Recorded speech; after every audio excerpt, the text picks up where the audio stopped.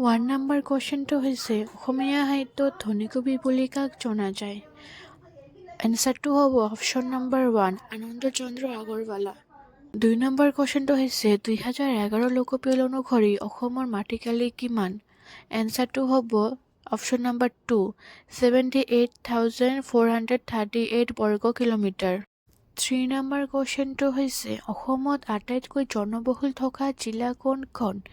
এনচাৰটো হ'ব option number 1 Nagaon. পৰৱৰ্তী question 4 number কুৱেশ্যনটো হৈছে অসমত আটাইতকৈ কম জনবহুল থকা জিলা কোনখন? এনচাৰটো হ'ব অপশ্যন নম্বৰ 1 ডিমা হাছাও।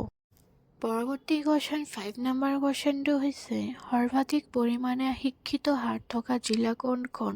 এনচাৰটো হ'ব অপশ্যন নম্বৰ 2 কামৰূপ মেট্ৰ'। পৰৱৰ্তী কুৱেশ্যন 6 নম্বৰ কুৱেশ্যনটোলৈ আহিছোঁ অসমত কোনে প্ৰথমে চাহ আৱিষ্কাৰ কৰিছিল? এনচাৰটো হ'ব অপশ্যন নম্বৰ 2 ইয়াত 3 হৈ গৈছে ভুলতে একচুৱেলি অপশ্যন নম্বৰ 2 হ'ব ৰবাৰ্ট ব্ৰুচ। এইটো অপশ্যন নম্বৰ 2 হ'ব। 7 নম্বৰ কুৱেশ্যনটো হৈছে অৰ্জুন ভঞ্জনৰ আন এটাৰ নাম কি? এনচাৰটো হ'ব অপশ্যন নম্বৰ 2 দধিমথন।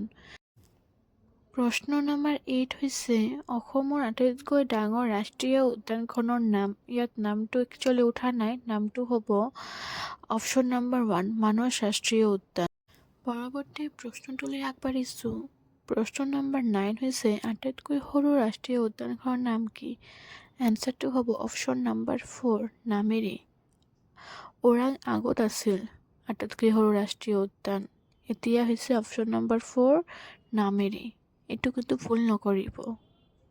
প্ৰশ্ন নম্বৰ 10 হৈছে অসমত ৰেল কিমান চনত প্ৰচলন হৈছিল?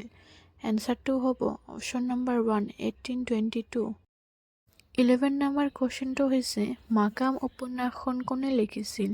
এনচাৰটো হ'ব অপশ্যন নম্বৰ 3 ৰীতা চৌধুৰী।